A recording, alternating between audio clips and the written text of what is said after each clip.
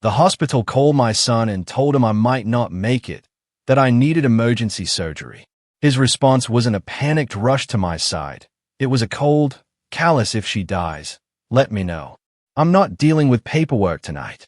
Okay, so I didn't hear those words myself. Not then anyway. I was unconscious, bleeding internally, my ribs shattered in 3 places, one lung partially collapsed. It wasn't until hours later, when I finally drifted back to consciousness, tubes running everywhere, a breathing mask fogging with my own shallow breaths, that a kind nurse, her face etched with pity, gently relayed what my only child had actually said. "Let me tell you, I'm 73 years old. I've buried a husband, raised a child alone, survived breast cancer, and learned to live on an income that barely stretches to the end of the month. I thought I knew heartbreak. I really did. But what I felt in that moment was something else entirely, a cold, crushing void I'd never experienced before. Now, before I dive deeper into that nightmare, I need to ask you something. If you're listening right now, wherever you are, whatever time of day it is, I'd love to know. Are you at work, maybe on your commute, or listening late at night when you can't sleep? Because this story, it's not just about me. It's about family, loyalty, and what truly matters. And it's a story that needs to be heard and remembered. Let me take you back to that hospital room. The first thing I registered was the incessant beeping, a steady, rhythmic, relentless sound that punctuated the silence. Then came the smell, that unmistakable cocktail of antiseptic and floor cleaner, a scent that screams hospital, and something serious has happened. My eyelids felt like they were glued shut, weighted down by an exhaustion I couldn't comprehend. When I finally managed to pry them open, the fluorescent lights above me were so blinding, I had to squint. Everything hurt. Not a sharp, screaming pain, but a deep, whole-body ache that told me something very, very bad had occurred. My chest felt tight, restricted. My left arm throbbed, and there was a pulling sensation near my abdomen. When I tried to shift even an inch, fire shot through my ribs.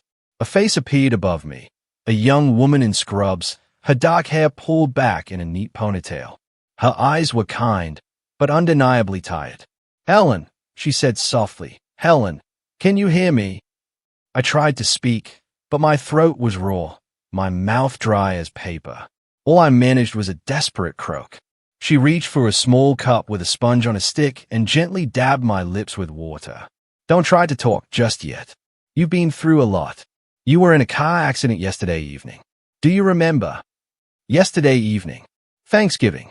I had been driving to my son's house. The pies on the back seat, the highway, the truck that came out of nowhere. The deafening impact. I nodded, just barely. "You at County General," the nurse continued. "You were brought in by ambulance. You had some serious injuries, Helen. Broken ribs, internal bleeding, a partially collapsed lung. You needed emergency surgery." Surgery? The word floated in my foggy brain, heavy and strange. I hadn't consented to surgery, had I? I couldn't remember signing anything. I couldn't remember much of anything after the airbag exploded and the world went sideways.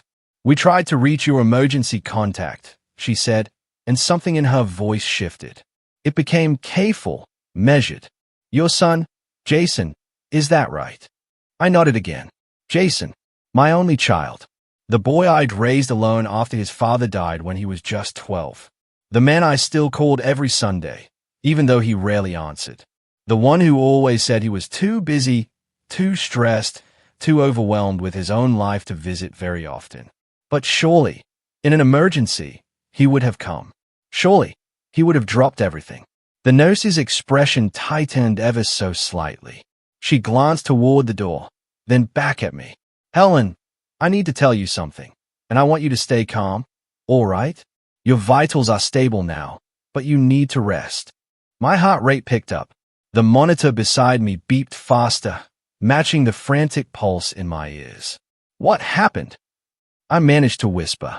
She hesitated.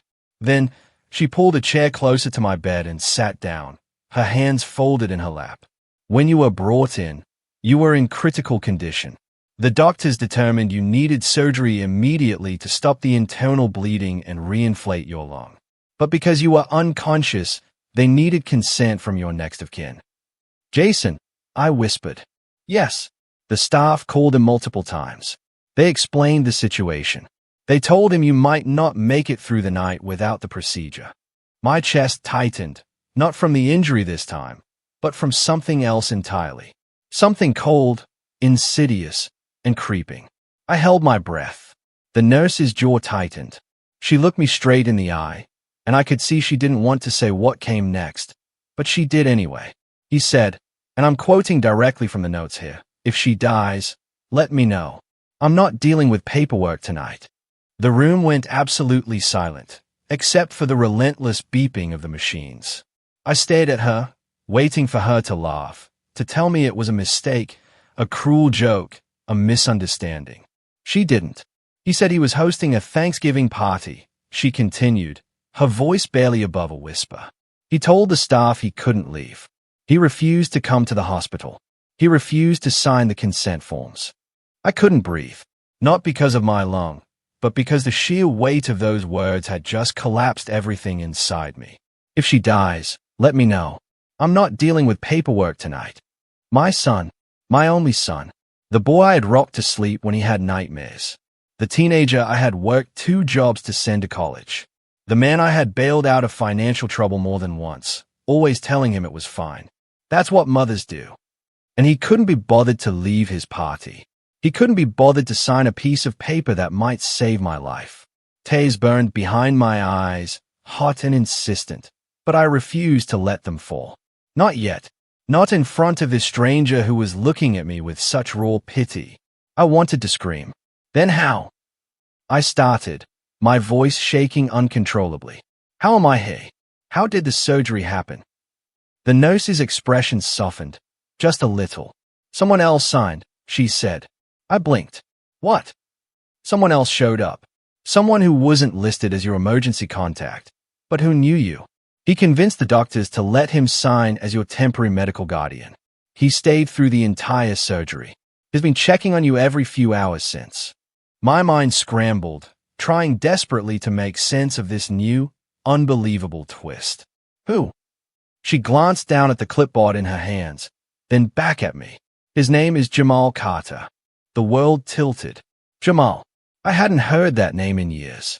Maybe a decade, maybe longer. Jamal Carter, I repeated, my voice barely audible. She nodded. Do you know him? Oh, I knew him. But the question wasn't if I knew him. The question was why on earth he would have been there. Why he would have signed. Why he would have cared at all.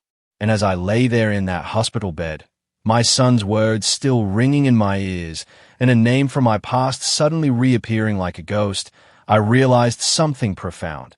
My life had almost ended on that highway. But something else had ended, too. The nurse stood up, adjusting my foreline. He left his number with the front desk, said to call him when you woke up. Should I? I didn't answer right away. I just stared at the ceiling, my mind spinning, my heart breaking and mending and breaking again, all at once. Finally, I whispered, yes. Because whoever Jamal Carter was now, whatever had brought him to that hospital, he had done something my own son wouldn't do. He had shown up.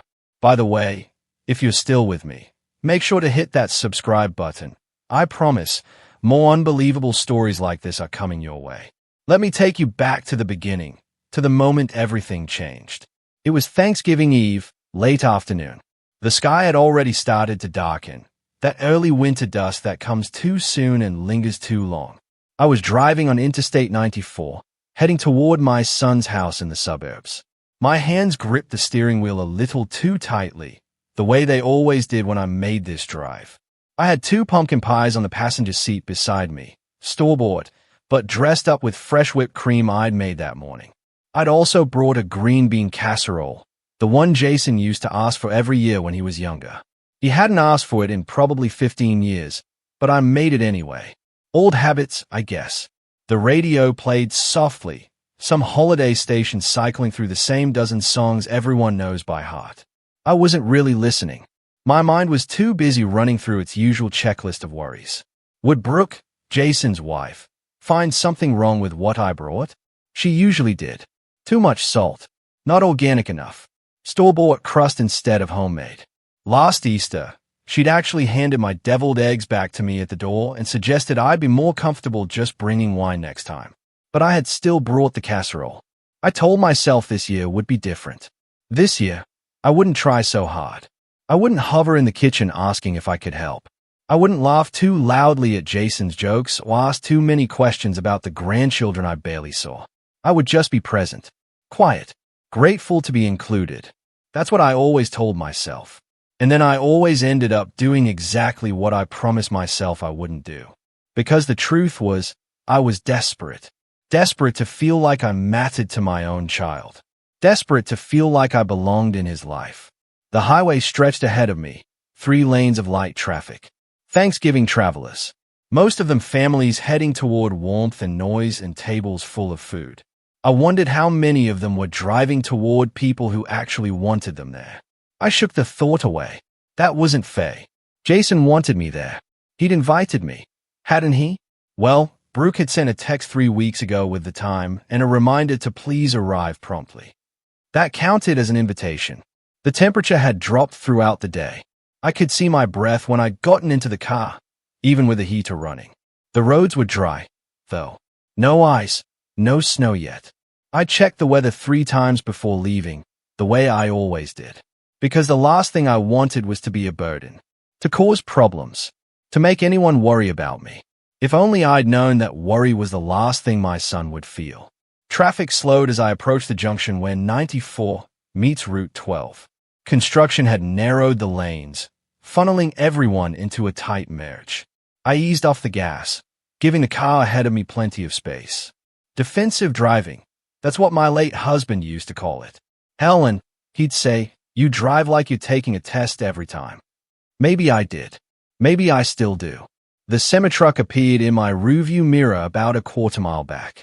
I noticed it because it was moving faster than everything else, weaving between lanes. Not aggressively, exactly, but with a kind of impatient confidence that made me nervous. I've never liked driving near big trucks. They make me feel small, vulnerable, like one wrong move and I'd just disappear beneath their wheels. I moved into the right lane, thinking I'd let it pass. Safe that way. But the truck moved right, too. Then everything happened at once. The car in front of me braked suddenly. Brake lights flared red in the dimming light. I hit my own brakes, firm but controlled, and my car slowed smoothly. No problem. But the truck behind me didn't slow. I saw it in my mirror. Still coming too fast. Way too fast. For a split second, I thought maybe the driver would swerve, change lanes, avoid me. He didn't.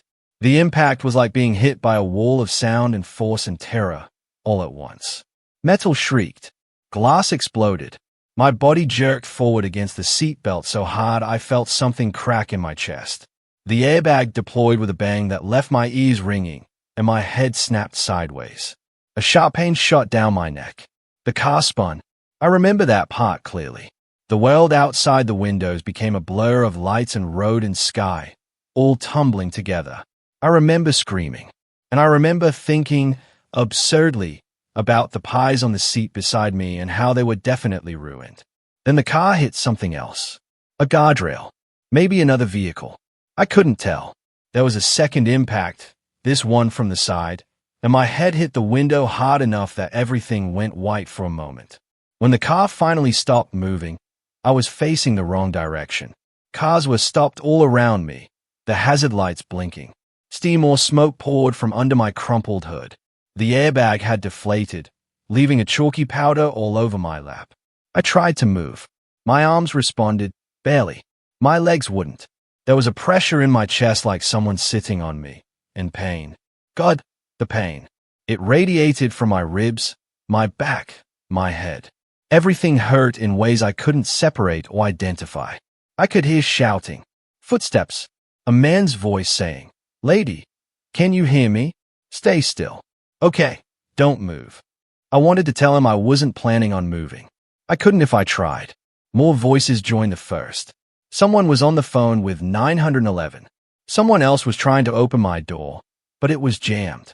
The metal had crumpled inward, trapping me inside. Time became strange after that. Elastic moments stretched and compressed. I remember flashing lights, red and blue. I remember the sound of metal being cut, sparks flying past my window. I remember hands reaching in, gentle but urgent, touching my neck, my wrist, asking me questions I couldn't quite answer. What's your name? Helen. Do you know what day it is? Thanksgiving. Who can we call? Jason. My son. Call Jason. They lifted me out of the car onto a stretcher. The movement sent lightning bolts of agony through my entire body.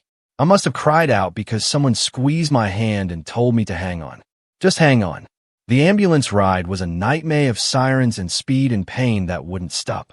A paramedic leaned over me, checking monitors, adjusting the oxygen mask over my face. She had kind eyes.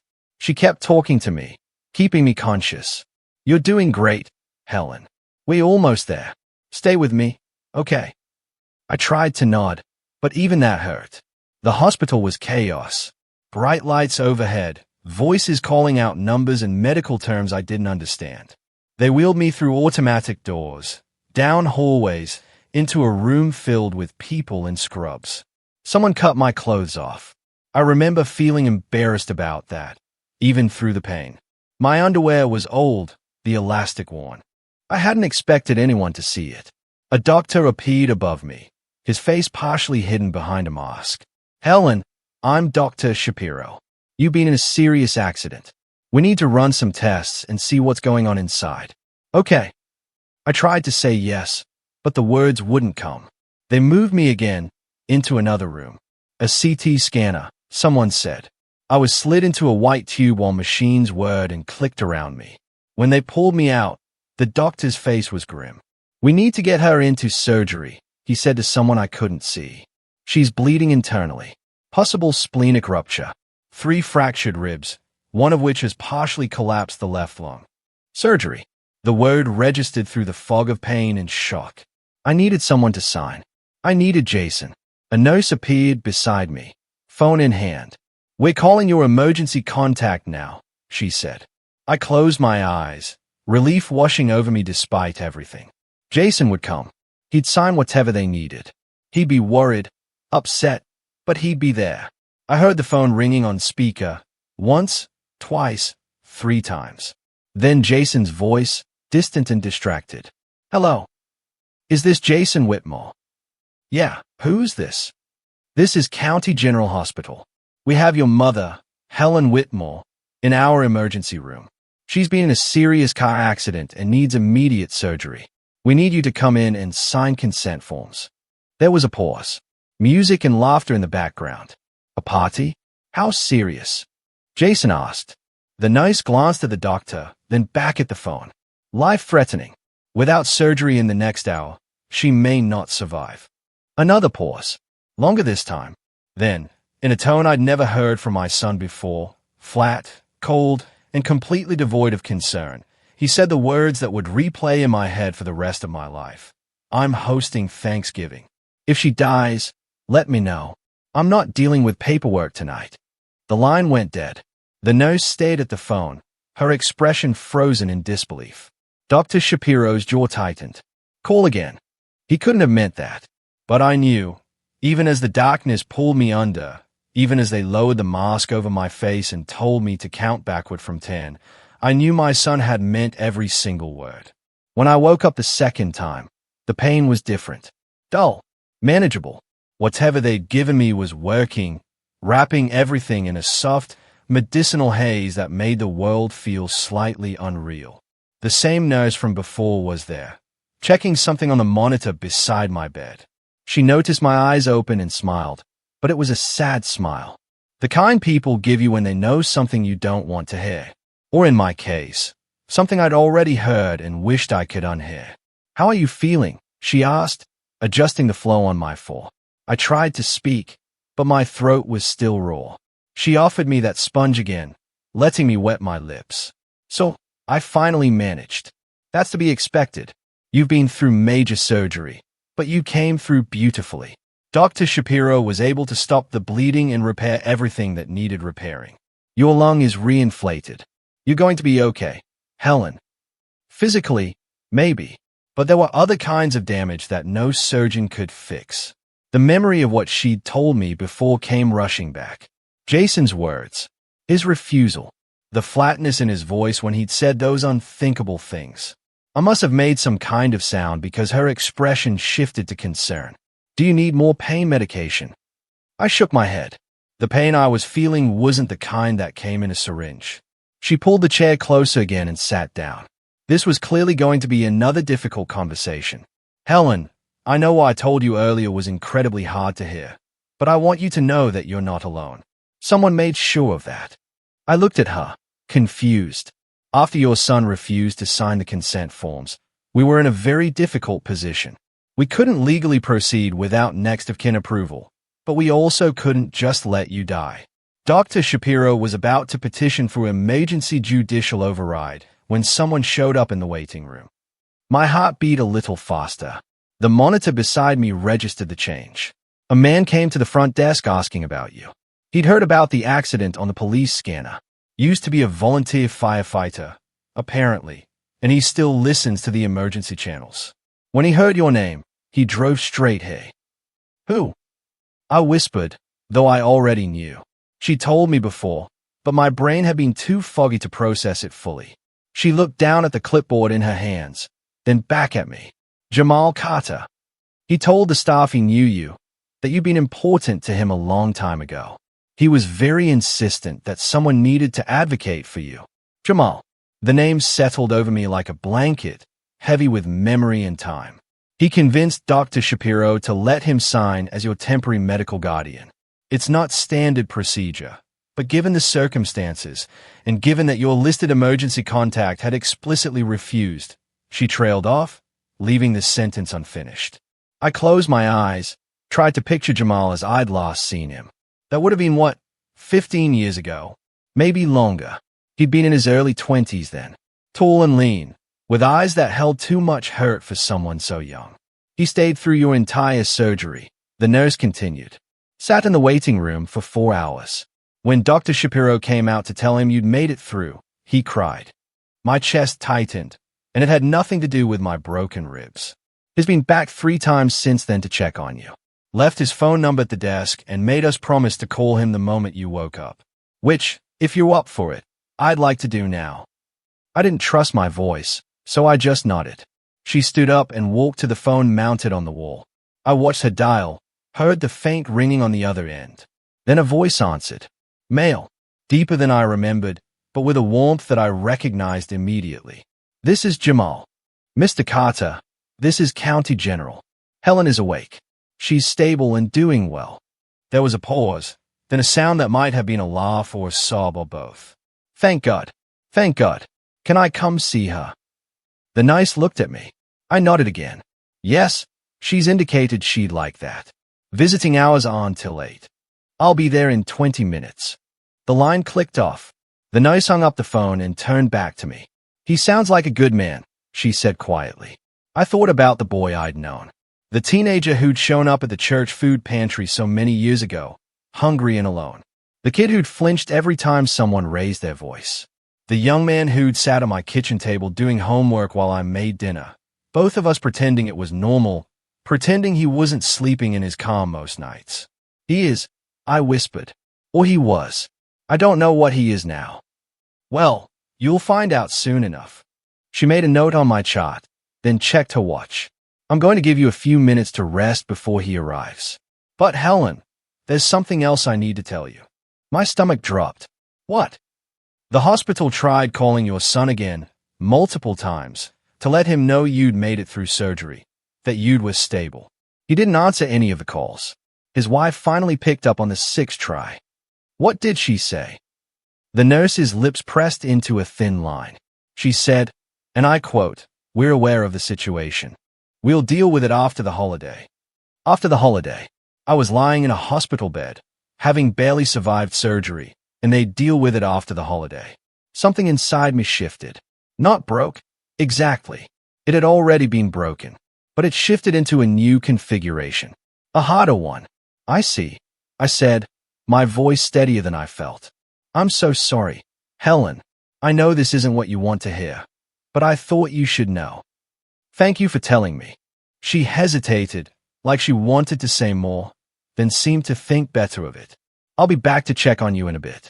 Press the call button if you need anything. She left, pulling the door partially closed behind her. I lay there in the quiet, listening to the machines beat their steady rhythms, feeling the ache in my chest that had nothing to do with fractured bones. 20 years. That's how long I'd been a mother to a child who'd grown into a man I didn't recognize. 20 years of showing up, making excuses, convincing myself that his distance was just his personality, that his coldness was just how some people showed love. I'd been lying to myself, and now I was paying the price for all those lies. But Jamal had come. A boy I'd fed and sheltered and tried to help so long ago had heard my name on a police scanner and dropped everything. Had fought to be allowed to sign papers for a woman who wasn't his mother, wasn't his family, was just someone who'd shown him a little kindness when he needed it most. Why would he do that? The question rattled around in my head, bumping against all the other questions I didn't have answers for. Why had Jason become the kind of man who could say those words? Where'd I gone wrong? What had I done to deserve such casual cruelty from the person I'd loved most in this world? I didn't have long to sit with those thoughts. 15 minutes later, I heard footsteps in the hallway. Quick, purposeful, then a soft knock on the door. Come in, I called, my voice still weak but stronger. The door opened, and there he was. Jamal Carter, 30-something now, filled out in the shoulders, a neat beard framing his face. He wore jeans and a simple jacket, work boots that looked well-worn. His eyes found mine immediately, and I saw relief flood through them. Miss Helen, he said, and his voice cracked on my name. I'd forgotten that he used to call me that. Miss Helen, like I was somebody worth respecting. He crossed the room in 3 strides and stopped at my bedside, his hands hovering uncertainly, like he wanted to touch me but didn't know if he should. It's okay, I whispered. I'm not that fragile. He took my hand gently, carefully, like I was made of glass. And then he said the words I'd been waiting my whole life to hear from my own son. I'm so glad you're okay. I was so scared I was going to lose you. The tears I'd been holding back finally broke free, rolling down my cheeks in hot streams. Jamal's face crumpled. I'm sorry. I didn't mean to make you cry. No, I managed. No, these are good tears. He pulled the chair close and sat down, still holding my hand. And for the first time since I'd woken up in this hospital, I felt like maybe, just maybe, I was going to be all right. Jamal sat beside my bed, still holding my hand, and for a long moment, neither of us spoke. We just looked at each other, 2 people separated by years and circumstances, trying to find the thread that connected us. He'd changed so much. The weary, underfed teenager I remembered had become a man with steady eyes and capable hands. But when he smiled, tentative and uncertain, I saw the boy I'd known. You probably have questions, he said finally. A few, I admitted, starting with how you even knew I was here. He leaned back in the chair but didn't let go of my hand. I still listened to the scanner. Old habit from my firefighting days. I heard the call come through about the accident on 94. Multiple vehicle collision. Elderly female driver being transported to County General in critical condition. They said your name. And you just came. Of course, I came. He said it like it was the most obvious thing in the world. Miss Helen, you saved my life once. You think I wouldn't show up when you needed help? I shook my head slightly. Jamal, that was so long ago. You didn't owe me anything. His expression hardened. Just a fraction. That's not how it works. Not for me. The way he said it made me wonder what his life had been like in all the years since we'd lost touch. But before I could ask, he spoke again. Do you remember the first time we met? I smiled despite everything. The church basement. You were trying to steal food from a pantry. I wasn't trying. I was succeeding until you walked in. The memory came back sharp and clear. It had been a Wednesday evening, late fall.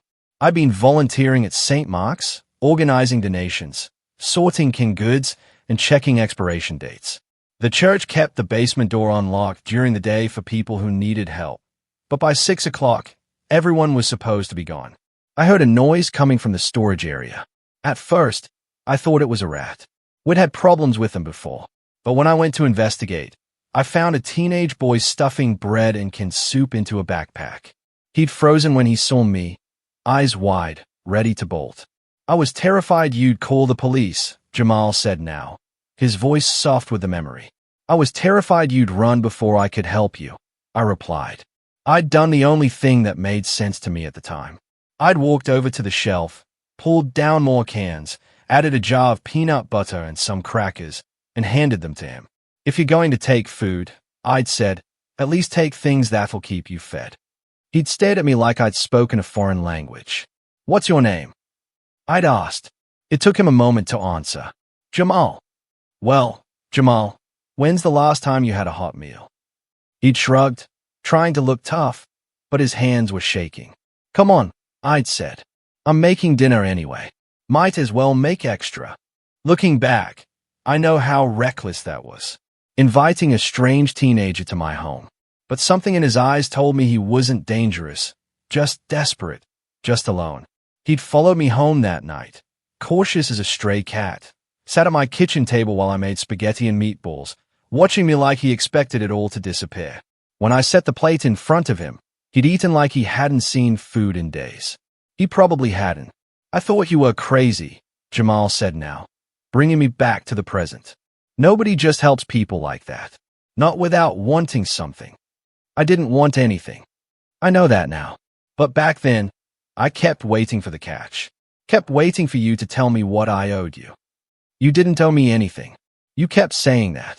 Every time I came over, every time you fed me or let me do laundry or helped me with homework, you'd say, you don't owe me anything, Jamal. This is just what people do. He paused. Except it wasn't what people did. Not in my experience. I knew some of his story, not all of it. He'd been in foster care since he was 11, bounced between homes that didn't want him.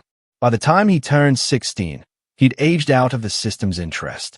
Too old to be cute, too young to be independent. He'd been sleeping in his car, showing up at school when he could, trying to stay invisible. You became a regular at my table, I said. 3, 4 nights a week, sometimes more. He smiled, but there was pain in it. You never made me feel like charity. You just say you made too much food, or you needed help moving furniture, or you wanted company. You always found a way to make it seem like I was doing you a favor. You were. I was lonely. My husband had been gone 5 years by then. Jason was away at college, calling less and less. The house felt too big, too quiet. Having Jamal around had helped fill that silence. You taught me things, he continued. How to balance a checkbook, how to file taxes, how to change a tire.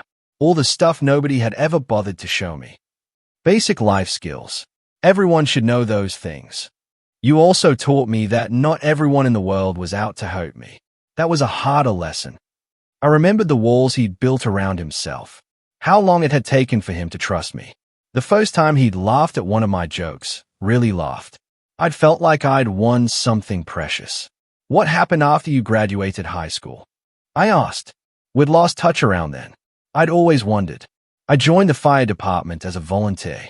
Needed something structured, you know, something that felt like it mattered. Did that for a few years, then went to trade school. I'm an electrician now. Have my own small business. Pride swelled in my chest. Jamal, that's wonderful. It's honest work. Pays the bills. I've got a little house over on Maple Street. Nothing fancy, but it's mine. He paused. I looked for you a few times over the years. Drove by your old place, but you'd moved. I downsized after Jason got married. Didn't need all that space anymore. I should have tried harder to find you. Should have stayed in touch. Life gets busy. I understand. No, his voice was firm. There's no excuse. You were there for me when nobody else was. I should have been there for you. You're here now, I said quietly. That's what matters. He looked down at our joined hands. When he spoke again, his voice was thick with emotion. When I heard your name on that scanner, Miss Helen, I swear my heart stopped. And when I got here and they told me what your son said, he stopped, jaw clenching. I'm sorry. I shouldn't talk about him. It's all right. It's not all right. None of this is all right. You deserve better than that. You deserved someone who gave a damn. The tears threatened again, but I blinked them back. I kept one of your sayings with me all these years, Jamal said. Do you remember what you used to tell me when I'd mess up or feel like I wasn't worth anything? I thought back. There had been so many conversations, so many moments. You'd say, everybody deserves someone who shows up. You just haven't found yours yet. His voice cracked. You were mine, Miss Helen. You were the person who showed up. So, when I heard you needed someone, there was no question. Of course, I was coming. Of course, I was going to make sure you were okay. I couldn't speak. Couldn't find words big enough for what I was feeling. He squeezed my hand gently. You told me to call you anytime. That someone ought to show up for me. Well, now it's my turn. Someone ought to show up for you. And right there in that hospital room, with machines beeping and footsteps echoing in the hallway outside, I understood something profound. Family isn't always blood. Sometimes it's the people who remember what you gave them when you had nothing to gain. Sometimes it's the ones who show up.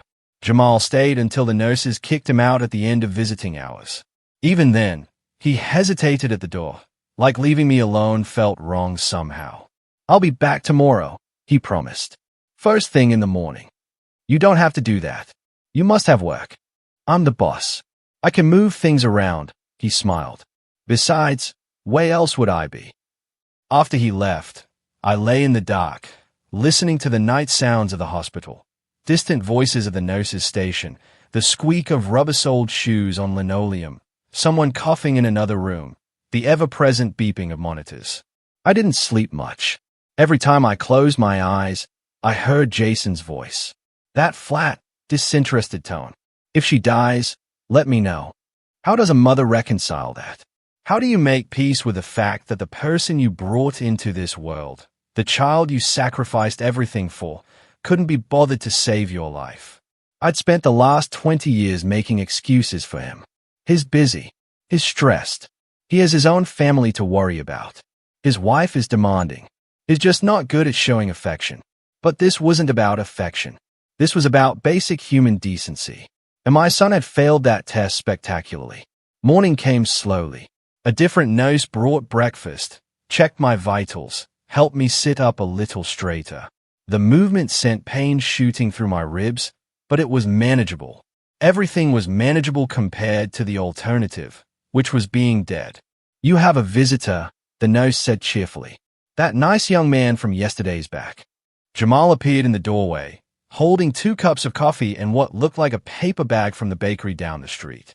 I know hospital food is terrible, he said, setting everything down on the rolling table. Brought you a blueberry muffin. Still your favorite. I stared at him. You remembered that? I remember a lot of things. He settled into the chair beside my bed, the same one he'd occupied for hours yesterday. How'd you sleep? Not great. Yeah, I figured. He pulled the lid off one of the coffees and handed it to me carefully. Light and sweet. Right. Right. We sat in comfortable silence for a moment, sipping coffee. It was good coffee, much better than whatever the hospital was serving. The small kindness of it made my throat tight. I've been thinking, Jamal said finally, about what happens when you get out of here. I go home, I suppose. Back to my apartment by myself. With broken ribs and recovery ahead of you. I'll manage. I always do. He set his coffee down and looked at me seriously. Miss Helen, I'm going to ask you something, and I want you to be honest with me. Has your son called? Has he come by? Has he checked on you at all? The answer sat heavy in my chest. No, his wife. No, Jamal's jaw tightened, but he kept his voice even. Okay, so here's what's going to happen. You're not going home alone. You're coming to stay with me for a few days, maybe a week, until you're steady on your feet. Jamal, I can't ask you to do that. You're not asking. I'm telling you. His tone was gentle but firm. I've got a guest room. It's small, but it's comfortable. I work from home half the time anyway, so I'll be around if you need anything. And before you argue, let me remind you that you did the exact same thing for me about 100 times. That was different. Ow! You were a kid. You needed help. And you don't. He leaned forward. Miss Helen, You almost died 3 days ago. You had major surgery. You can't lift anything. Can't drive. Probably can't even shower by yourself without help. That's not weakness. That's just reality. I wanted to protest, to insist I'd be fine. But the truth was, I was terrified of going back to my empty apartment, of being alone with nothing but my thoughts and the echo of my son's cruelty. Why are you doing this? I asked quietly. He looked surprised by the question. You really don't know? I gave you some meals. Let you use my washing machine. That doesn't warrant all this. Is that really what you think you did? He shook his head slowly. Miss Helen, you gave me the first safe place I'd had in 5 years. You treated me like I mattered, like I was worth something. Do you have any idea how rare that is? I just did what anyone would do. His voice was sharp now, not angry, but insistent. That's not what anyone would do. Most people crossed the street when they saw me. Most people assumed I was trouble. You saw a hungry kid and you fed him. You saw someone struggling and you helped. No judgment, no conditions, no strings attached. You were a good kid. I was a scared kid, an angry kid. I shoplifted. I skipped school. I got into fights. I wasn't some innocent victim. He paused. But you looked past all that. You saw something in me I couldn't see in myself. I didn't know what to say to that. There was this moment, Jamal continued, his voice softer now. Must have been 2 months after we met. I was at your place doing homework, and I knocked over a glass of water. Just an accident, but I flinched so hard I nearly fell out of the chair. I was waiting for you to yell, to hit me, to throw me out. I remember that night. The way he'd gone pale, his whole body tensed for violence that never came. You just handed me some paper towels and said, no use crying over spilled water. Then you got me another glass and went back to making dinner like nothing happened. He smiled, but his eyes were wet. That's when I knew you were different. That's when I started to believe maybe the world wasn't all bad. Oh, Jamal. You told me that night you'd call me anytime. That someone ought to show up for me.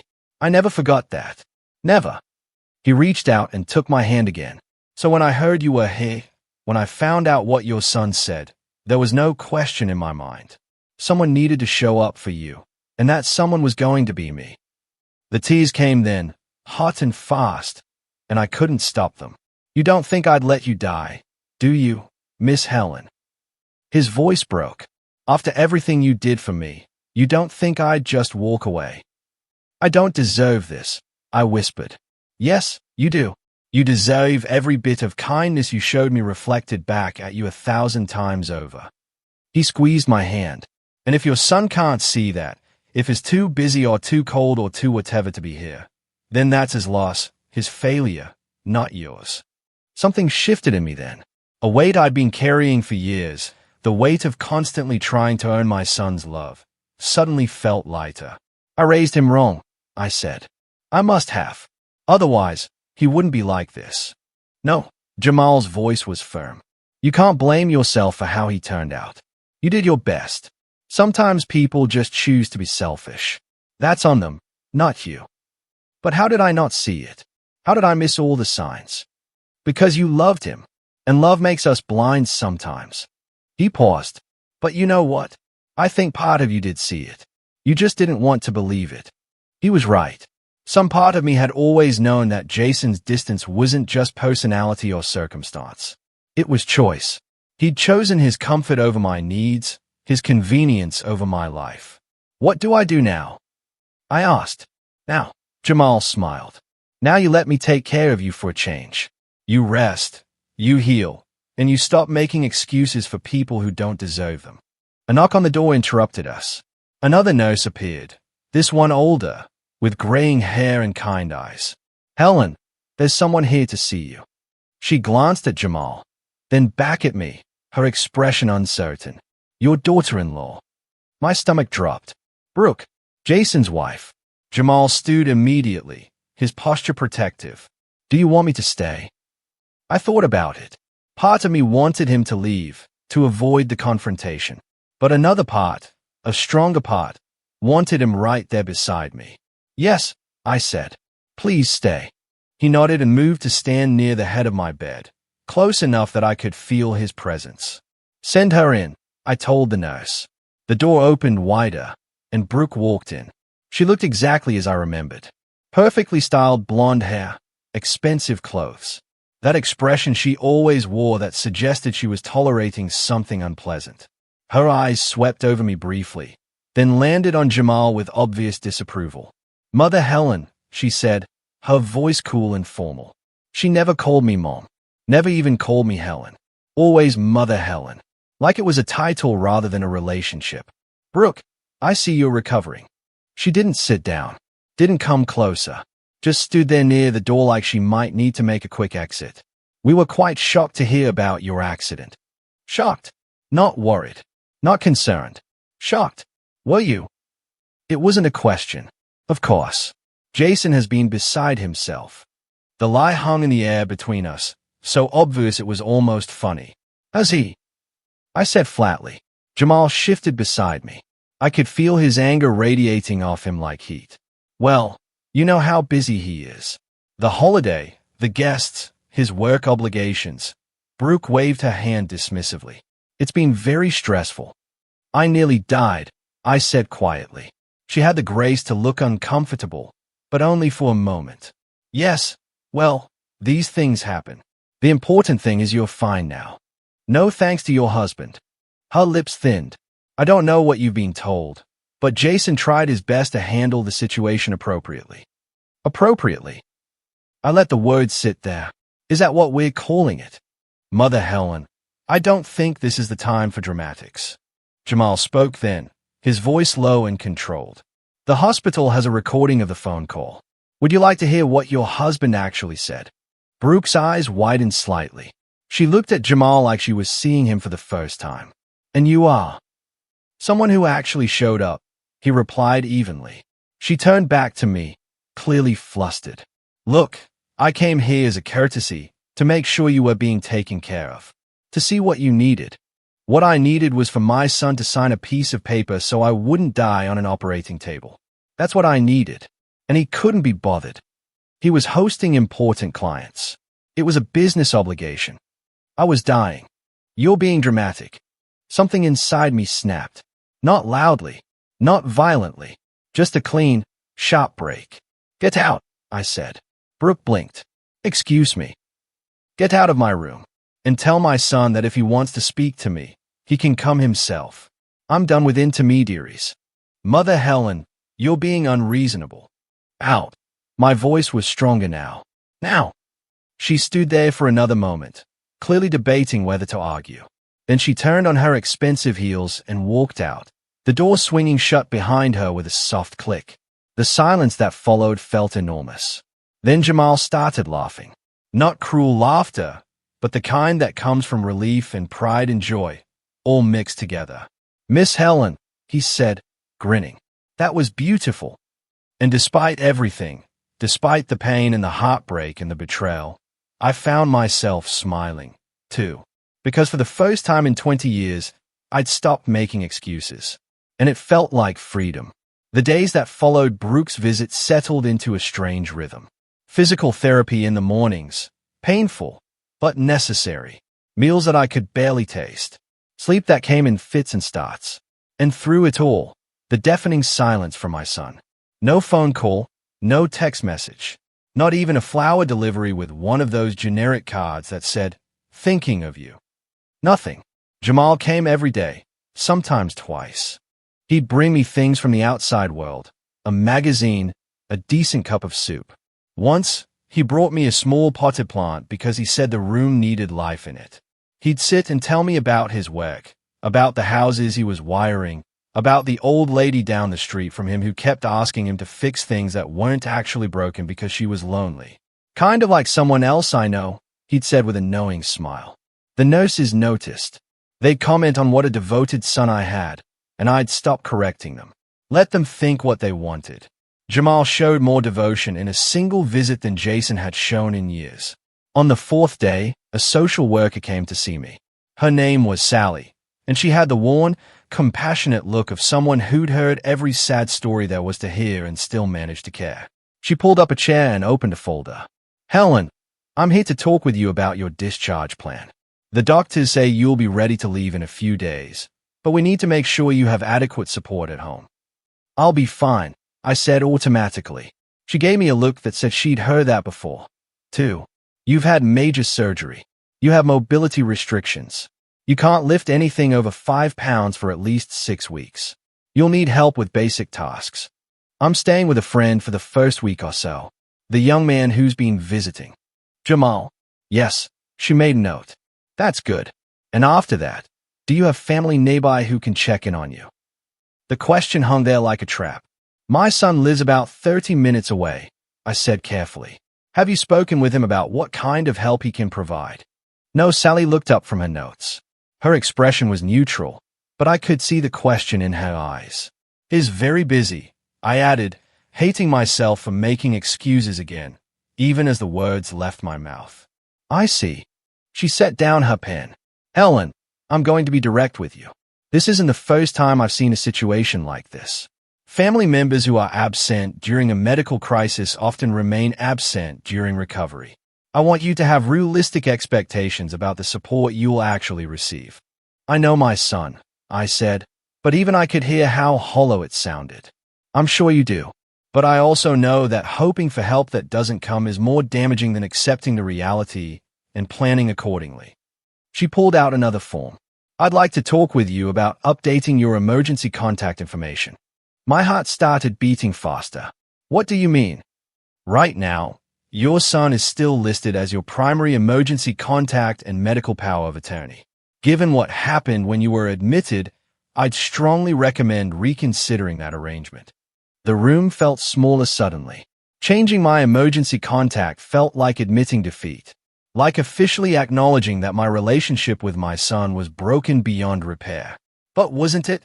Hadn't the break already happened? I was just finally seeing it for what it was. What would I need to do? I asked quietly. It's a simple form. You designate someone else as your primary contact, someone you trust to make medical decisions on your behalf if you're unable to. She paused. The young man who signed for your surgery. Would he be willing? I haven't asked him. Would you like me to ask him? He's in the waiting room. I nodded, not trusting my voice. Sally stepped out. I could hear the murmur of voices in the hallway. A minute later, Jamal came in, his expression concerned. Miss Helen, everything okay? They want to change my emergency contact, I said. Remove Jason and put you instead. I know it's a lot to ask, and you don't have to say yes. He didn't even hesitate. Of course, I'll do it. It's a big responsibility. Medical decisions, end-of-life care, all of it. I understand. Jamal, I need you to really think about this. If something happens to me, if I'm in a coma or worse, you be the one making the hard choices. He pulled the chair close and sat down, taking my hand. Miss Helen, I'd be honored to be that person for you. You trusted me with a lot more than that when I was just some punk kid stealing food. I'm not going to let you down now. Sally handed him the forms. He read through them carefully, asked a few questions about the legal implications, then signed his name in neat, careful letters. Just like that, my son was no longer the person who would speak for me if I couldn't speak for myself. Sally witnessed the signature and made copies. This is effective immediately, she said, handing me one. I'll update your file and notify your medical team. After she left, Jamal and I sat in silence for a moment. How do you feel? He asked. Lighter, I admitted, and guilty for feeling lighter. Don't. You did what you needed to do. He squeezed my hand. And for what it's worth, I take this seriously. I promise I'll always advocate for what you want, not what's easiest. I know you will. That evening, after Jamal had gone home, I lay awake thinking about all the ways I'd tied myself to Jason. Emergency contacts, medical power of attorney, my will, which left everything to him. The key to my apartment that he'd never used. The standing invitation to Sunday dinners that he'd stopped accepting years ago. All these threads connecting me to someone who'd made it clear I wasn't a priority. The next morning, a volunteer came around with a cart of books and magazines. She was an older woman, maybe my age, with bright eyes and a warm smile. Anything catch your interest, Dee? She asked. I'm fine, thank you. She started to move on, then paused. You know, I've been volunteering here for 12 years. I've seen a lot of patients come through, and I've learned that the ones who do best are the ones who let people help them. I'm not very good at that. Most of us aren't. We spend our whole lives taking care of other people. When it's our turn to receive care, we don't know how to accept it. She set a paperback on my side table, something to think about. After she left, I picked up the book. It was a mystery novel, nothing special, but the fact that a stranger had thought to offer it, had taken a moment to talk with me, meant more than she probably knew. Meanwhile, my phone sat silent on the table. No calls, no messages, just the time and date, staring back at me. On the 6th day, Jamal arrived with unexpected news. I talked to Dr. Shapiro this morning. He says you can be discharged tomorrow if you're ready. That's good. So, we'll get you settled at my place. Make sure you're comfortable, and then we'll take it day by day. He sat down. But there's something else I want to talk with you about. What's that? Your apartment. When you're ready, I think we should go through it. Make sure it's set up for your recovery. Clear some space. Move furniture if needed. Install some grab bars in the bathroom. That kind of thing. You don't have to do all that. I know I don't have to. I want to. He leaned forward. But I also think while we're there, you should go through some of your paperwork. Your will, your financial documents, all that stuff. Make sure everything reflects what you actually want, not what you set up 20 years ago when things were different. He was right, of course, but the thought of it exhausted me. Not everything has to be decided right now, Jamal continued. But start thinking about it. Start thinking about what you want your life to look like going forward. Who you want in it. You know, that last part hung in the air between us. I keep waiting for him to call, I admitted. I keep thinking maybe he'll come through that door and apologize and explain and make it all make sense somehow. And if he doesn't, then I guess I'll have my answer. Jamal nodded slowly. You deserve better than waiting for crumbs of affection from someone who should be giving you the whole loaf. The truth of that statement hit me hard. I'd been living on crumbs for years. A brief phone call here, an obligatory holiday visit there, the occasional love you, Mom, tossed out as he was hanging up. And I'd convinced myself that was enough, that I should be grateful for whatever small pieces of attention he was willing to give. But it wasn't enough. It had never been enough. Tomorrow, we get you out of here, Jamal said, standing up. And then we start figuring out what comes next on your terms, not his. After he left, I did something I should have done days ago. I picked up my phone and opened my messages. Found Jason's name. And I typed, I'm being discharged tomorrow. I'm staying with a friend for my recovery. I've changed my emergency contact. If you want to talk, you know where to find me. I read it 3 times. Then I hit send. The message showed as delivered. Then, a minute later, as read. I waited. 10 minutes. 20. An hour. No response. And somehow that silence said more than any words could have. It told me everything I needed to know about where I stood in my son's life. No way. I turned off my phone and set it face down on the table. Tomorrow, I would leave this hospital room. Tomorrow, I would start healing. Not just physically, but in all the other ways I'd been broken.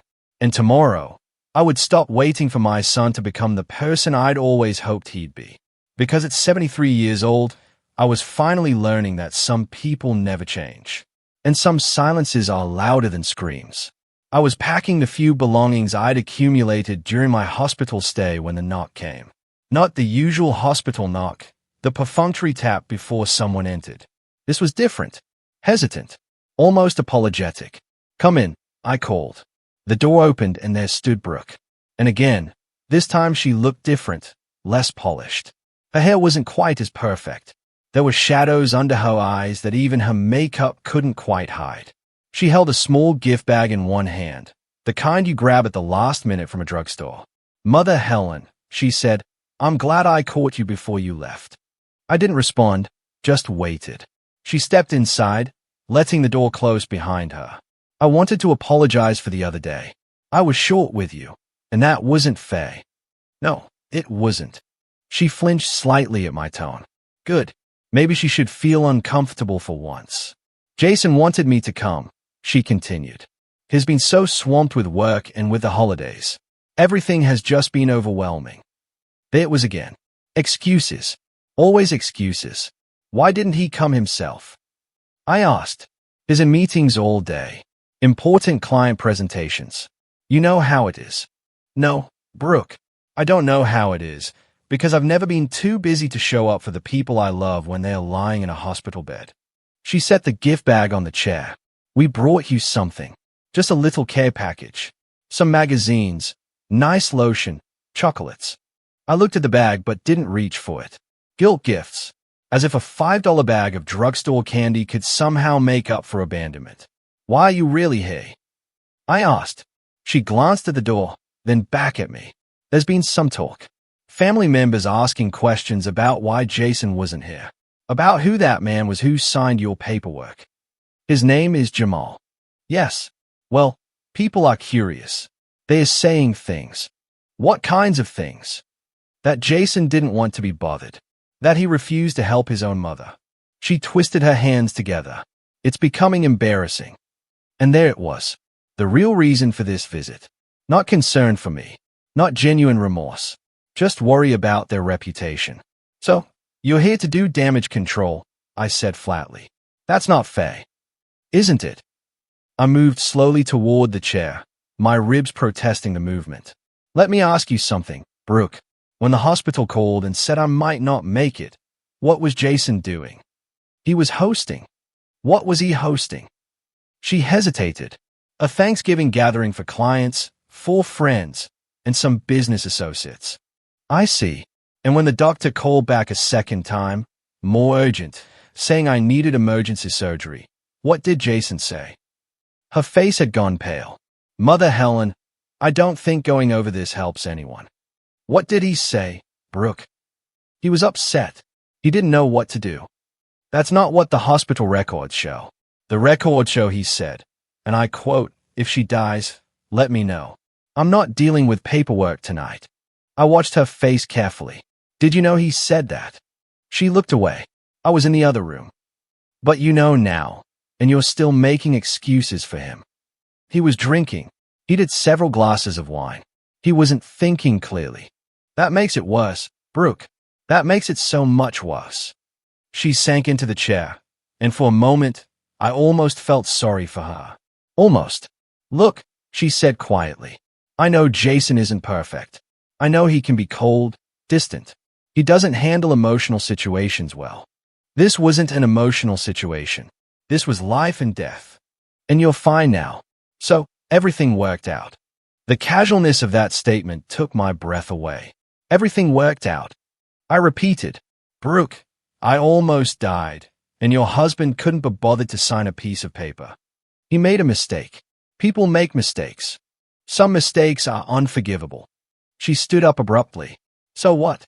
You're just going to cut him out of your life over one bad decision. It wasn't one bad decision. It was the final bad decision in a long pattern of bad decisions. I lowered myself carefully onto the edge of the bed. How long has it been since he visited me? 6 months. A year. He's been busy. How long since he called just to talk? Not because he needed something or because it was a holiday, but just to see how I was doing. She didn't answer. How many times have I invited him to dinner and is canceled at the last minute? How many birthdays has he missed?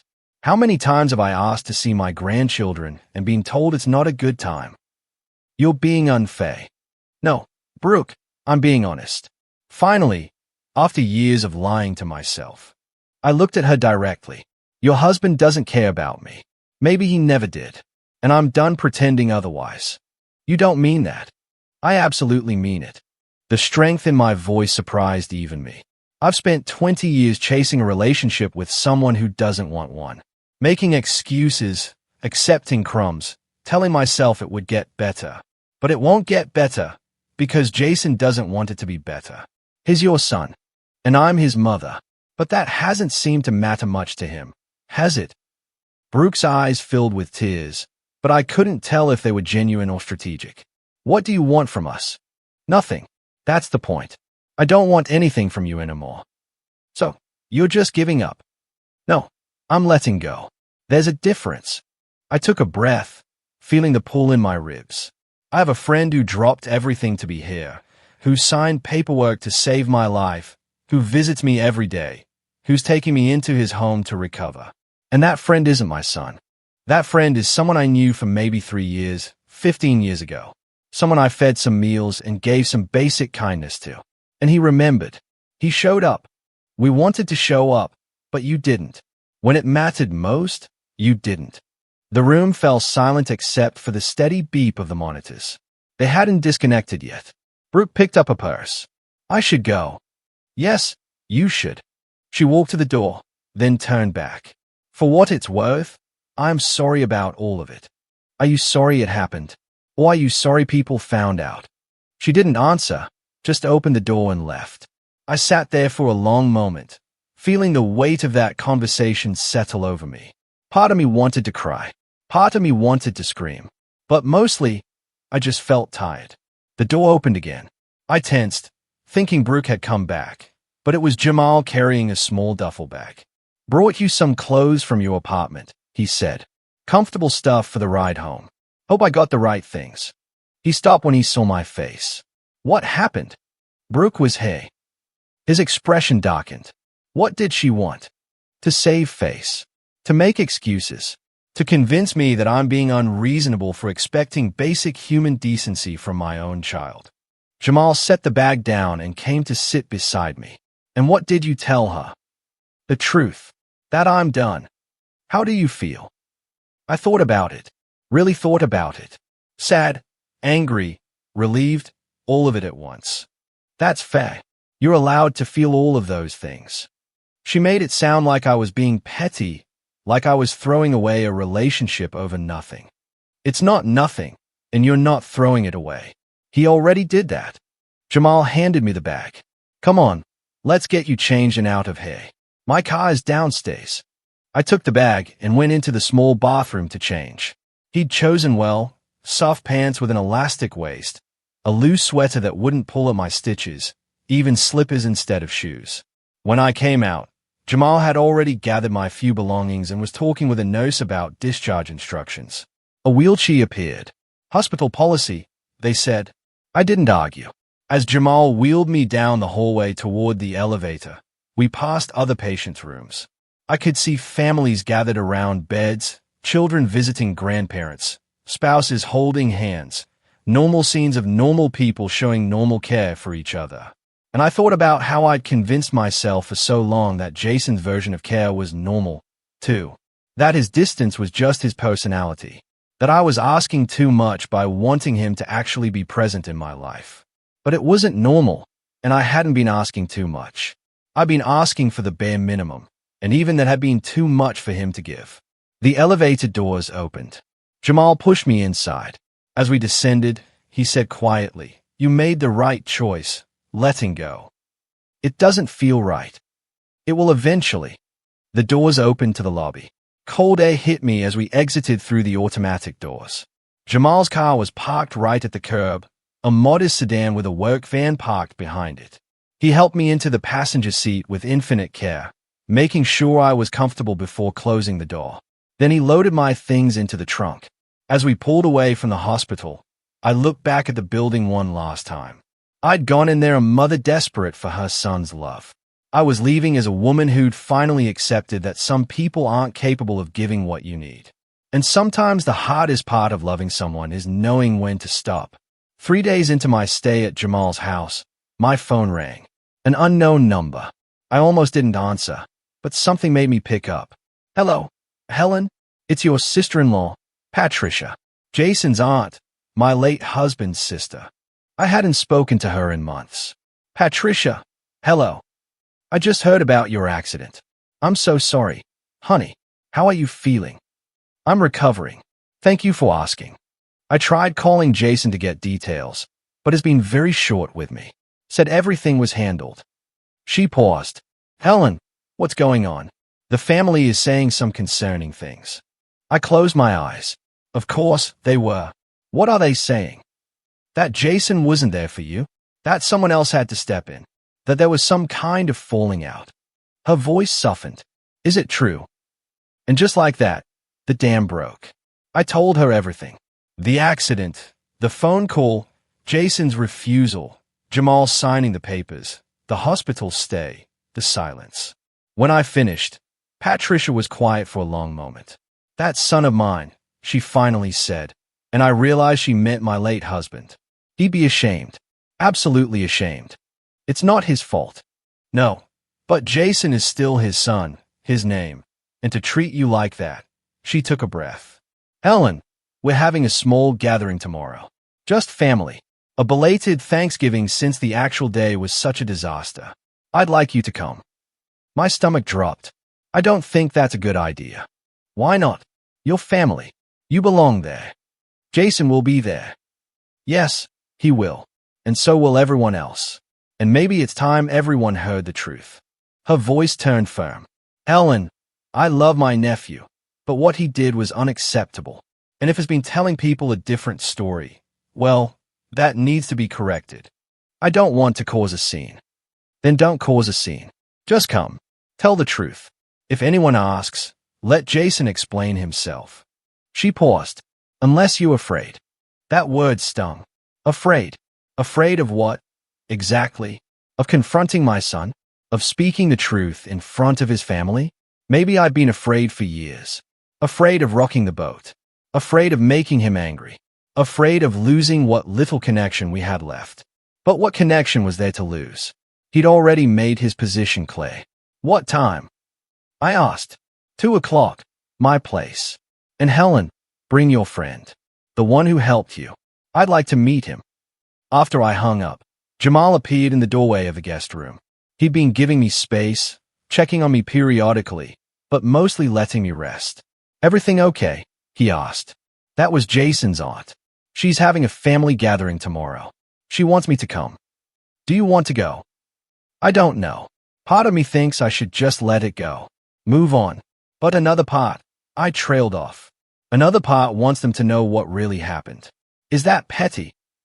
No, it's honest. He came and sat in the chair near the window. You spent years protecting Jason's image, making excuses for him. Maybe it's time to stop. She wants you to come, too. He raised his eyebrows. Me? Why? She wants to meet the person who actually showed up. A smile tugged at his mouth. I'm in if you are. But Miss Helen, I need you to think about what you want from this. Are you going for closure? For confrontation? For vindication? I thought about it. I think I'm going so I can stop wondering, stop hoping, stop waiting for him to suddenly become the person I wish he was. Then let's do it. The next day, Jamal drove us to Patricia's house. It was a modest ranch in a quiet neighborhood. The kind of place where families gathered and children played in the yard. Cars lined the street. More people than I'd expected. My hands were shaking as we walked up the driveway. You don't have to do this, Jamal reminded me. Yes, I do. Patricia answered the door, pulling me into a careful hug that minded my ribs. She was in her 70s, with silver hair and sharp eyes that missed nothing. Ellen, oh, honey, look at you. She pulled back, studying my face. You look tired. I am tired. She turned to Jamal and extended her hand. And you must be the guardian angel. Patricia Morrison. Jamal Carter. Pleasure to meet you. The pleasure is mine. Any man who steps up the way you did is welcome in my home anytime. She ushered us inside. Everyone's in the living room. Fair warning, Jason's here with Brooke. The living room was full. I recognized most of them. Cousins, aunts, uncles, Jason's grandmother, my late husband's mother, sitting in the place of honor near the fireplace. And there on the couch, looking distinctly uncomfortable, were Jason and Brooke. The room went quiet when I walked in. Jason's face went pale. Brooke's expression was unreadable. Helen, Jason's grandmother, Dorothy, called out, "Come here, child. Let me look at you." I made my way over to her, Jamal close behind me. Dorothy took my hands in hers, her grip still strong despite her 90 years. I heard you were in an accident. How are you healing? Slowly but surely. And who's this handsome young man? This is Jamal. He's a friend. Her eyes sharpened. The friend who signed your surgery papers. Word traveled fast in this family. Yes. She looked at Jamal for a long moment, then back at Jason, who was studiously avoiding everyone's eyes. Interesting. Very interesting. Patricia brought us plates of food, insisted we sit. Someone made room on the love seat. Jamal positioned himself between me and the rest of the room. A subtle but clear protective stance. Conversation resumed, but it was stilted, uncomfortable. Everyone was waiting for something to happen. It was Jason's cousin, Michael, who finally broke the tension. So, Helen, we heard you had quite the ordeal. Must have been scary. It was. Jason said, "You're doing fine now, though."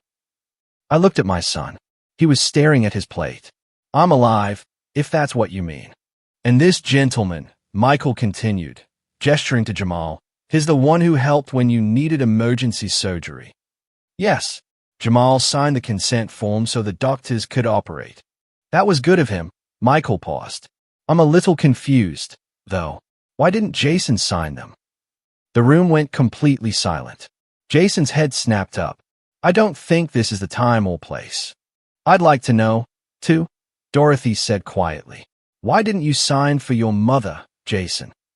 Brooke started to speak, but Jason cut her off. It was a misunderstanding.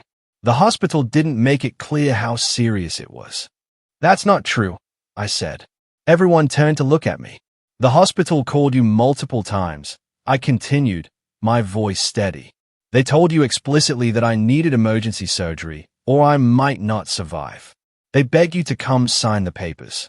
"Mom, you're twisting what happened." "Am I?" I reached into my purse and pulled out a folded paper. My hands weren't shaking anymore. "This is a transcript of the phone calls. The hospital provided it to me. Would you like me to read what you actually said?" Jason stood up. "This is ridiculous. I'm not going to be ambushed in front of my family." "Sit down, Jason," Dorothy said, her voice soft but carried absolute authority. "He Saturday, Helen," Dorothy continued. "Read it." I unfolded the paper. The words I'd read a dozen times already, each time hoping they'd somehow be different. First call, 7:42 in the evening. Hospital, is this Jason Whitmore?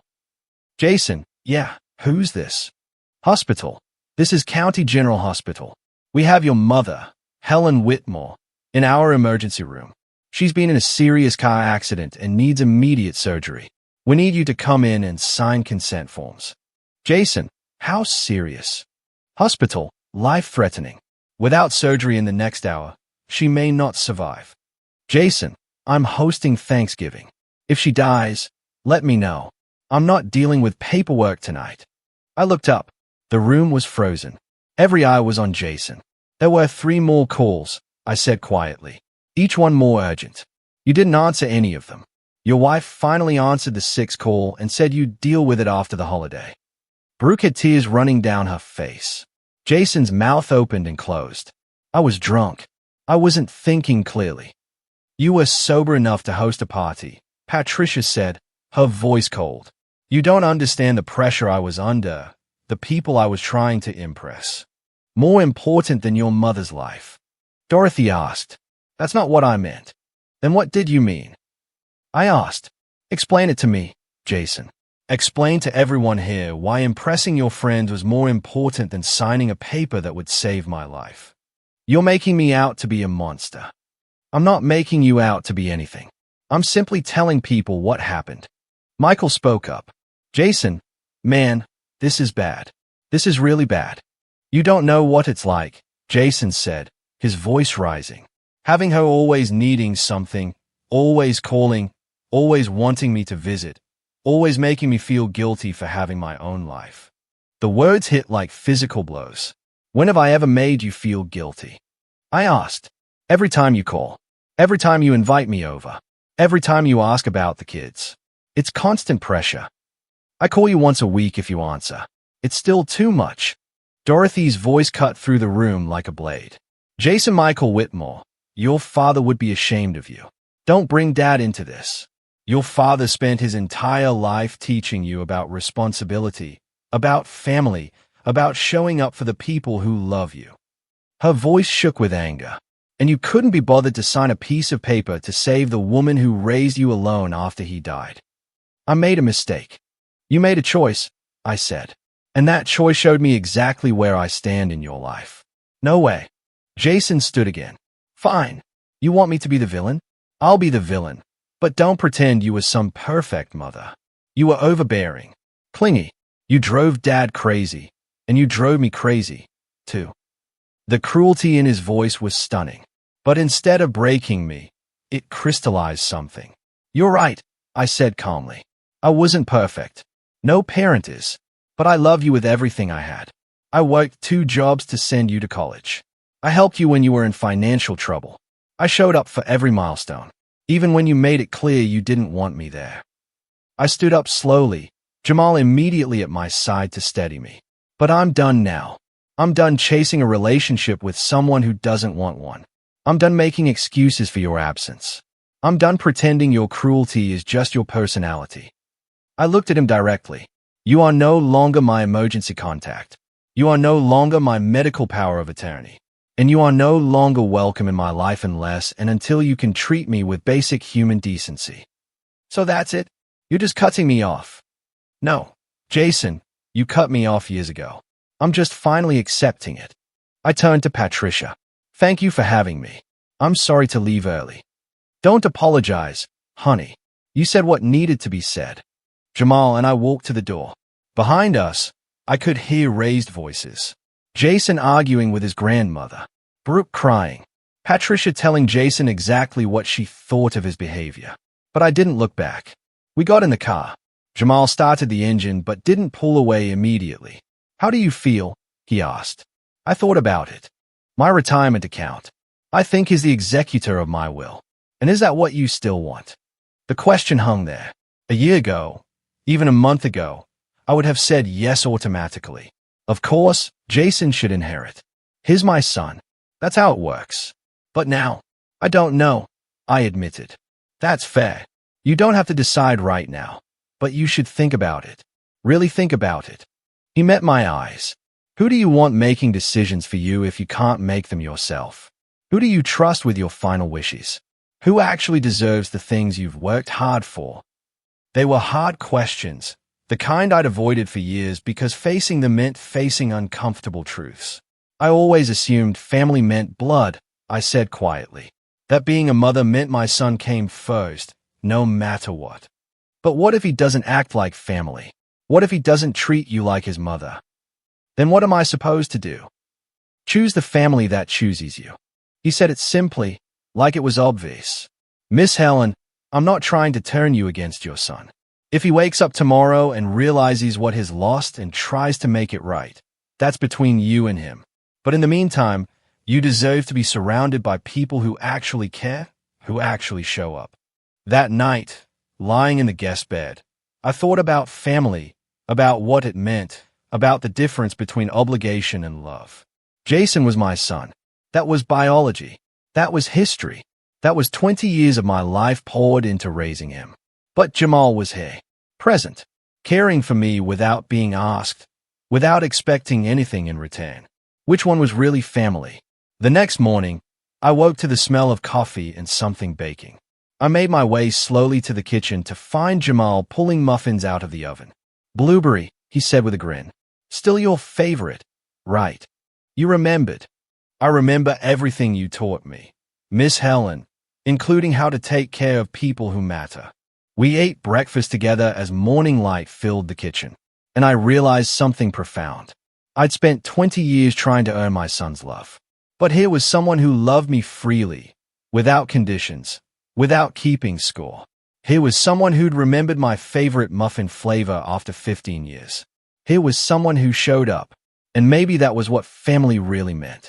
Not the people you're bound to by blood, but the people who choose to bind themselves to you through loyalty, through care, through presence. Jamal, I said as he refilled my coffee. Thank you. For what? For being here. For remembering. For showing me what it feels like to actually matter to someone. He sat down the coffee pot and came around the table. He hugged me carefully, mindful of my still healing ribs. You've always mattered, Miss Helen, he said quietly. Some people were just too blind to see it. And standing there in that small kitchen, wrapped in a gentle hug from someone who wasn't my son, but felt more like family than my son ever had.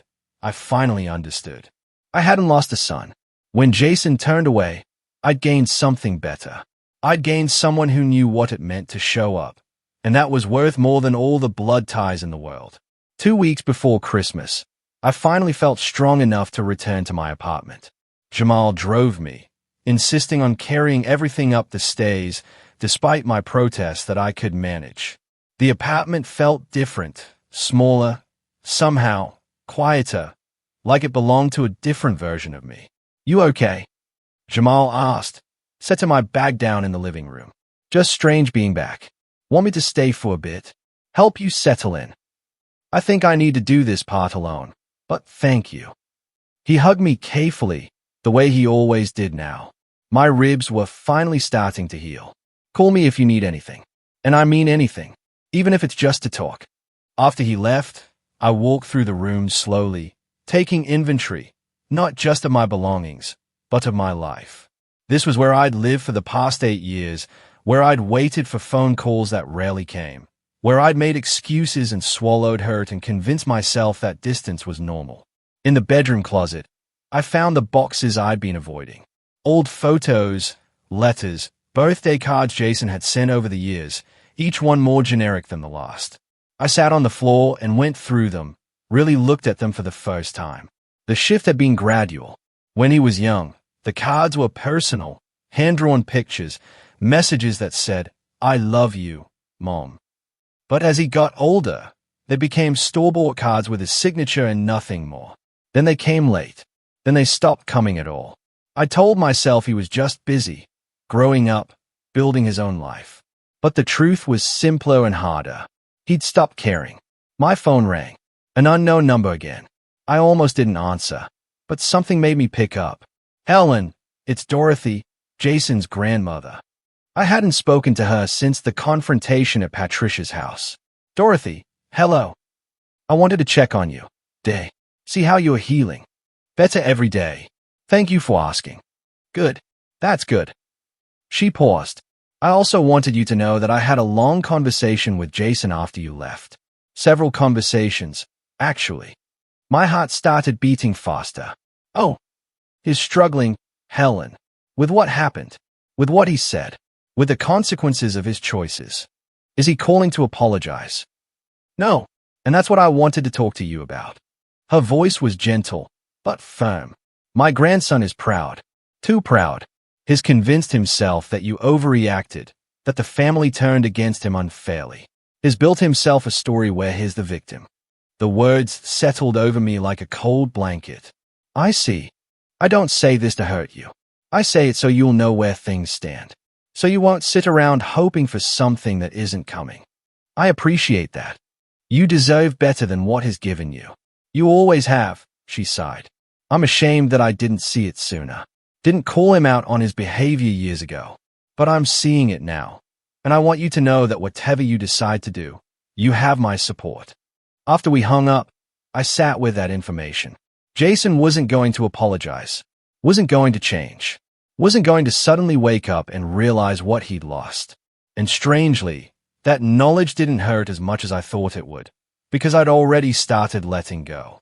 I spent the afternoon going through paperwork, bank statements, insurance policies, the will I'd drafted 10 years ago that left everything to Jason. I thought about what Jamal had said, about making sure my wishes were actually reflected in my legal documents, about choosing the family that chose me. The next morning, I called an attorney. Her name was Ruth Sanderson, and she specialized in estate planning. Her office was warm and professional, and she listened without judgment as I explained my situation. "So, you want to change your beneficiaries," she said, making notes. "Yes, and my executor, and my medical directives, all of it." "And you're certain about this?" I asked because family situations can be complicated, and sometimes people make decisions in anger that they later regret. "I'm certain this isn't anger. This is clarity." Over the next hour, we went through everything. My life insurance policy, which I split between Jamal and several charities I cared about. My retirement accounts, which I redirected to Jamal as primary beneficiary. Really thought about it. Free. I finally said, I feel free. And for the first time in 20 years, I meant it. The drive back to Jamal's house was quiet. Not the uncomfortable silence that demands to be filled, but the peaceful kind that comes after a storm has passed. I watched the houses go by, the late afternoon sun casting long shadows across familiar streets, and felt something shift inside me. You did good back there, Jamal said as we pulled into his driveway. I said things I could never take back. You said things that needed to be said. He turned off the engine and looked at me. Miss Helen, you spent 20 years biting your tongue, swallowing hurt, making yourself smaller so he wouldn't be uncomfortable. Today, you took up space. That's not something to regret. Maybe he was right. Maybe I'd spent so long apologizing for existing in my son's life that I'd forgotten I had a right to exist at all. Jamal's house was small but well-kept. A two-bedroom ranch with a tidy yard and a front porch that caught the afternoon sun.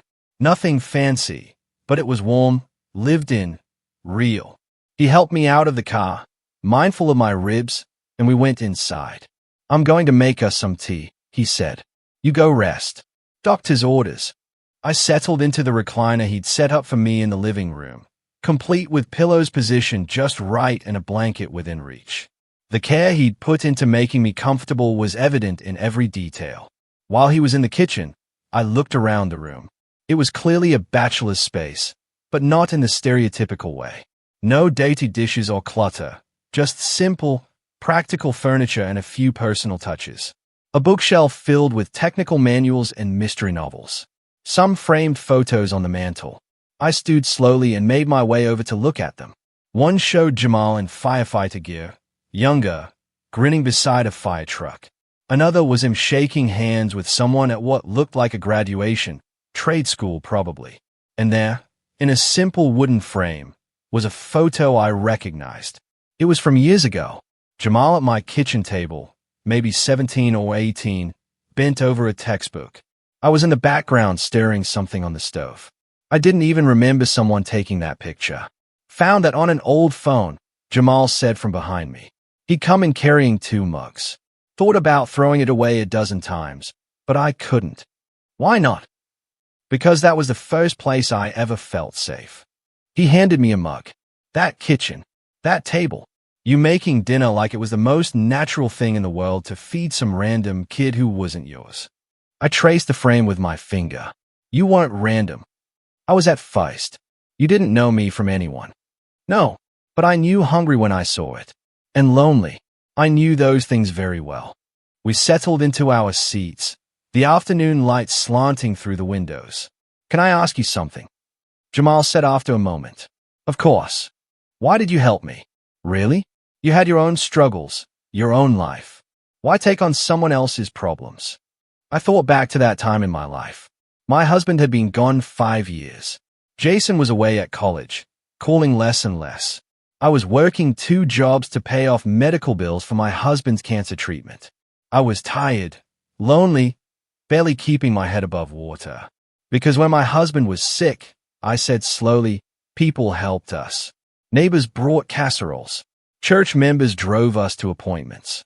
Strangers donated to help with bills. I couldn't pay any of them back, but I thought maybe I could pay it forward. So you were a good deed. No, you were a person who needed help. That's different. I sipped my tea. And honestly, you helped me, too. Gave me a reason to cook real meals instead of eating cereal for dinner. Gave me someone to talk to. Made the house feel less empty. I never knew that. I didn't want you to feel like you owed me. You didn't. You don't. But I do owe you, he said quietly. Not in a debt kind of way, but in a gratitude way. You changed my life, Miss Helen. You made me believe I was worth something. You were always worth something. Not to anyone else. Foster parents who saw me as a paycheck.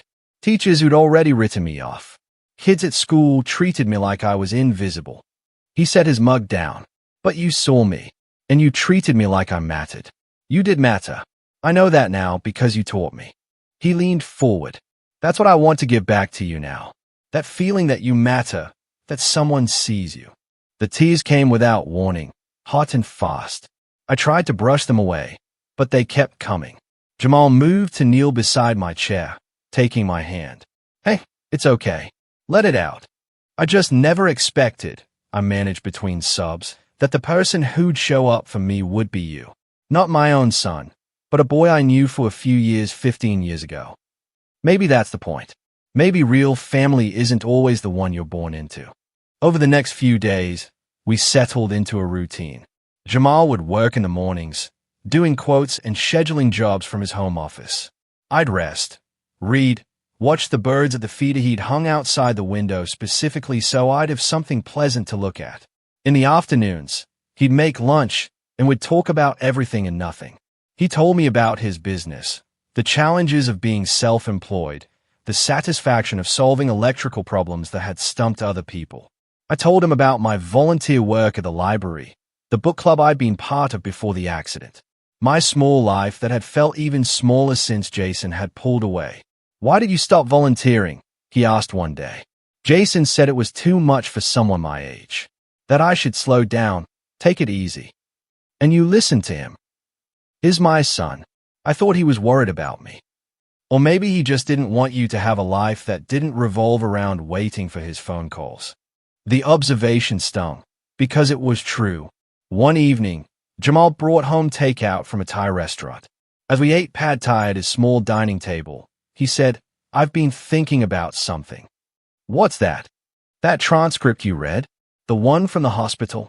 What about it? Did you make copies?" I nodded. "The hospital gave me several." "Why?" "Because I think you should keep them somewhere safe. Not because you're going to need them, but because if Jason tries to rewrite history, tries to tell people a different version of what happened, you'll have proof. I don't want to use it as a weapon." "It's not a weapon. It's protection. There's a difference." He twirled noodles around his fork. "People like your son, they're good at making themselves look like victims, at twisting things so they come out looking better than they are. You need to protect yourself from that." He was right. Of course. Already I could imagine Jason spinning the story, saying I was dramatic, that I exaggerated, that I was punishing him for one mistake. "I'll keep them safe," I promised. "Good. And Miss Helen, there's something else we need to talk about." My stomach tightened. "What's that?" "Your apartment. You're going to need to go back eventually. And when you do, I think you should make some changes." "What kind of changes?" "Legal ones. Financial ones. Make sure your will reflects what you actually want. Make sure your accounts are set up right. Make sure that if something happens to you, your wishes are followed." He paused. "Right now, is Jason listed as beneficiary on anything?" I thought about it. My life insurance. My will, which I rewrote entirely. "What about personal items?" Ruth asked. "Photos, jewelry, things with sentimental value." I thought about that. There's a watch that belonged to my late husband. His wedding ring. Some photos from when Jason was young. I'd like those to go to Jason with a letter. "What kind of letter?" "One that explains my choices. Not to hurt him, but to help him understand. If he's ever ready to understand." Ruth nodded. "I think that's wise. Giving him something personal shows you're not acting out of spite. You're acting out of self-preservation." Exactly. The paperwork took several days to finalize. Each signature felt like reclaiming a piece of myself. Each decision felt like choosing my own worth over someone else's indifference. When it was done, I had copies of everything in a folder. Proof that I'd taken control of my own life. That I'd stopped waiting for someone else to validate my existence. Christmas approached. In past years, I would have been anxious about it, wondering if Jason would invite me, hoping for a few hours with my grandchildren, preparing myself for disappointment. This year was different. Jamal called on December 20th. "What are you doing for Christmas?" "Nothing special." "Why?" "Come spend it with me. I'm having a few people over. Nothing fancy. Just dinner and some music. People I care about. I don't want to impose." "Miss Helen, when are you going to stop saying that? You're not an imposition. You're invited. There's a difference." Christmas morning, I woke in my own bed and didn't feel the usual dread. Didn't spend the morning checking my phone for messages that weren't coming. Instead, I got dressed, wrapped the small gifts I'd bought for Jamal and his friends, and drove to his house. The gathering was small, Jamal, me, and 3 other people. 2 were colleagues from his electrical business, a married couple named Dennis and Carol. The third was an older man named Frank, who lived next door and had become Jamal's unofficial mentor. We ate a meal that everyone had contributed to. Dennis brought ham. Carol made incredible sweet potatoes. Frank provided pie. Jamal roasted vegetables and made the best cornbread I'd ever tasted. I'd made my green bean casserole, the one Jason used to ask for. And for the first time in years, someone actually complimented it. We talked and laughed and shared stories. No one asked about my family. No one made me feel like I was someone's charity case. I was just Helen, just a person at a table full of people who wanted me there. After dinner, as we were cleaning up, my phone rang. I looked at the screen. Jason. Everyone in the kitchen was quiet. They could see my face. "You want privacy?" Jamal asked. I looked at the phone, at my son's name on the screen, at the call I'd been waiting for, and I let it go to voicemail. "No," I said, "I'm right where I want to be." The relief on Jamal's face was immediate. "You sure?" "I'm sure." Later, after everyone had gone home except Jamal and me, I listened to the voicemail. "Mom, it's me, Jason. I wanted to call and say, Merry Christmas. The kids asked about you. Thought maybe we could talk sometime. Give me a call back." No apology. No acknowledgement of what had happened. Just a casual message like nothing had changed. I saved the voicemail but didn't call back. Instead, I sent a text. "Merry Christmas, Jason. I'm glad the kids thought of me. When you're ready to have a real conversation about what happened, I'm willing to listen. Until then, I need space. Take care of yourself." His response came 20 minutes later. "You're really going to do this? Cut me off over one mistake?" I stayed at that message for a long time. Then I typed, "This isn't about one mistake. This is about 20 years of patterns. When you're ready to see that, we can talk. I hope someday you will be." I didn't wait for a response. Just set the phone down and turned to Jamal, who was pretending to organize his kitchen, but was clearly listening. "How do you feel?" he asked. "Sad, but also okay. Does that make sense?" Perfect sense. We sat in his living room, the Christmas tree lights twinkling in the corner. Outside, snow had started to fall, soft and quiet. "You know what the funny thing is?" I said. "I thought my revenge would be dramatic, cutting him out of my will, confronting him in front of the family, making him feel the hurt he made me feel. And the real revenge is this," Jamal finished, his eyes warm. "Living my life, being happy, surrounding myself with people who actually care, not needing him anymore." I smiled. He wanted me to disappear, to stop being a burden, to stop needing him. Well, I did exactly that. And now I'm fine. Better than fine. "That's the best kind of revenge," Jamal said. "Living well, despite someone who tried to make you feel small.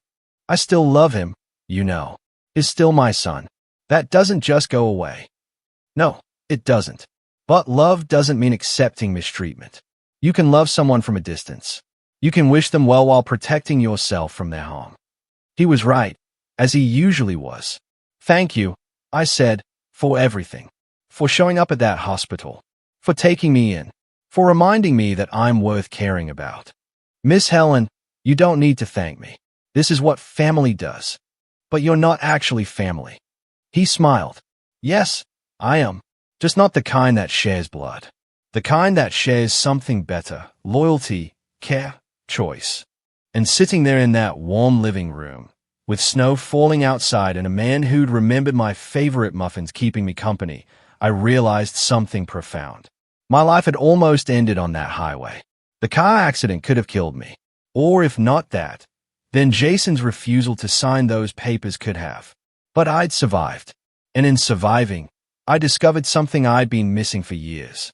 My worth wasn't tied to being someone's mother. It wasn't tied to being needed or wanted or validated by the child I'd raised. My worth was inherent, unchanging, and the people who saw it, who valued it, who showed up for it, those were the people who deserved space in my life. Jason had made his choice. He'd chosen his comfort, his convenience, his pride over his relationship with me. And now I was making mine. I was choosing peace. I was choosing people who showed up. I was choosing myself. That was my revenge. Not loud or dramatic or vindictive. Just quiet, powerful. I'd stopped chasing love from someone who couldn't give it. And I'd opened my life to love from someone who already had. New Year's Eve came. Jamal and I watched the countdown on television, ate too much cheese and crackers, and toasted with sparkling cider at midnight. To new beginnings, he said, raising his glass. To found family, I replied. To people who show up. To people who show up, we clinked glasses, and I felt something I hadn't felt in years. Hope. Not hope that Jason would change. Not hope that things would go back to how they used to be. But hope for the future I was building, for the life I was choosing, for the person I was becoming. I was 73 years old. I'd almost died. I'd been abandoned by my own son. I'd lost the family I thought I had. But I'd gained something infinitely more valuable. I gained myself back. And I gained a family that actually deserved the name. So here's what I want you to understand, whoever's listening to this story. Family isn't always blood. Love isn't always unconditional. And sometimes the bravest thing you can do is walk away from people who make you feel small. My son refused my emergency surgery. He told the hospital to let him know if I died. He chose a party over my life. But someone else showed up. Someone I'd helped years ago when he had nothing. Someone who remembered kindness and returned it 1,000-fold. That's the person who became my family. That's the person who showed me what real love looks like. And that's the revenge I chose. Not hurting Jason. Not punishing him. Not making him pay. Just living my life. Being happy. Choosing people who chose me. Because in the end, the best revenge isn't making someone suffer. It's showing them they didn't break you. It's proving you're fine without them. It's building a life so full of genuine love that their absence doesn't even leave a hole. That's what I did. And if you're in a similar situation, dealing with family who treats you like you don't matter, who takes you for granted, who only shows up when it's convenient for them, I want you to know something. You deserve better. You deserve people who show up. You deserve to be chosen. And if the family you were born into can't give you that, then find the family who can. Because at the end of the day, the people who love you will show it. And the people who don't, they're not worth your time. So, here's my advice. Stop chasing people who don't chase you back. Stop making excuses for people who don't show up. Stop accepting crumbs when you deserve the whole meal. Choose yourself. Choose peace. Choose the people who choose you. That's the real revenge. That's the real victory. That's the real happy ending. And I'm living it every single day. Now, I want to hear from you. Have you ever been in a situation where family let you down? Where someone who should have been there wasn't? How did you handle it? Tell me what you think. I really want to know.